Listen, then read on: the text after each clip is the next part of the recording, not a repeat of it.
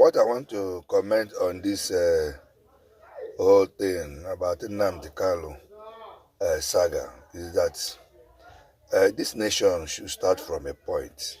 Very quite unfortunate. They should start from a point.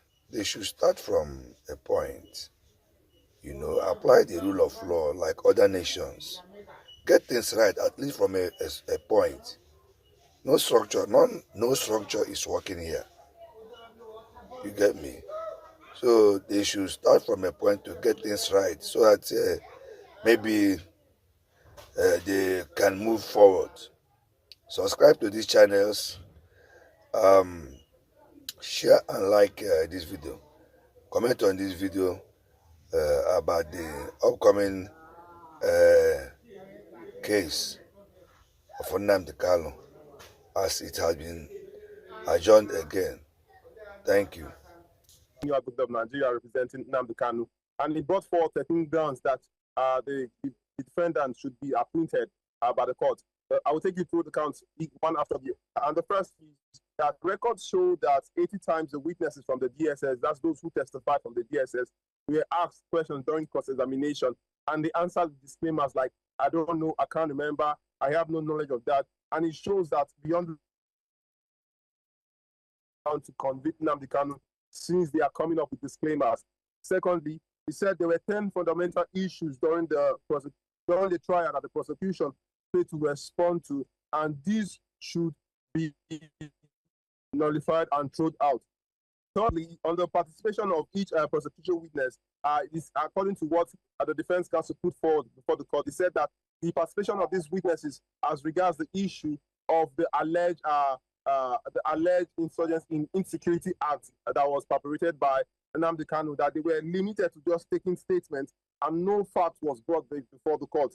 Now, on the fourth ground, he said that the statements that were collected from Nnamdi Kanu by the DSS were not investigated to substantiate the claim of the alleged terrorism that was put before the court. And on the fifth one, he said that little or no probative value should be given to the evidences after the trial has begun and witness has been cross-examined, that the court should not give value to those exhibit and evidence that was deposited before the court after the trial has begun and after the witnesses were cross-examined and examined in chief by the prosecution counsel.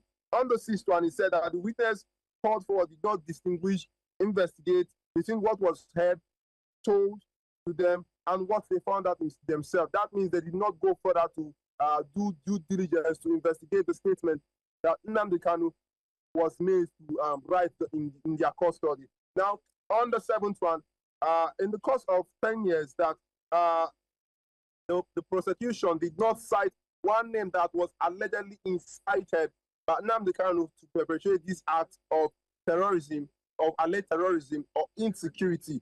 Now, on the eighth one, this is quite contentious because now it is bordering on the issue of the proscription of the group, the IPOP. Now, he said that Kanu Agabi argued that that particular gazette that proscribed the IPOP was not given presidential approval and as such should not be held as a proscription, saying that before a gazette could go and be gazetted by the Ministry of Justice and the Ministry of Information, that they should be given presidential approval.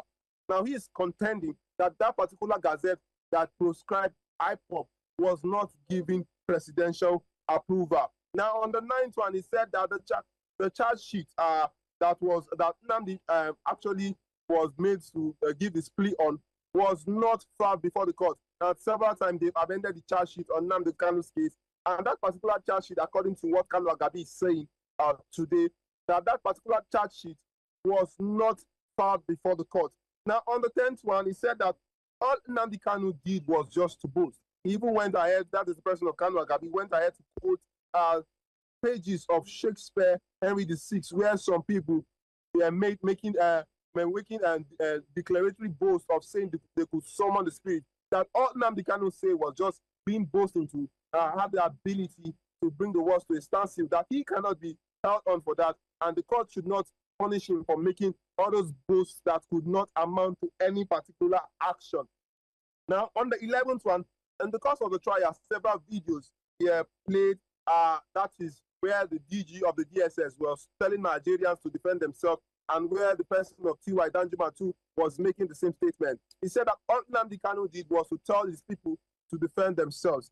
Now, on the 12th one, he said that the NSAS report that was submitted and used against Nnamdi Kanu in court is authenticated to be laughable, that it does not weigh water, and for a fact that they should bring that particular NSAS report to use against him in court is actually laughable. Now, on the 13th one and the final one, he said that Nnamdi Kanu has been in solitary confinement for over 6 years.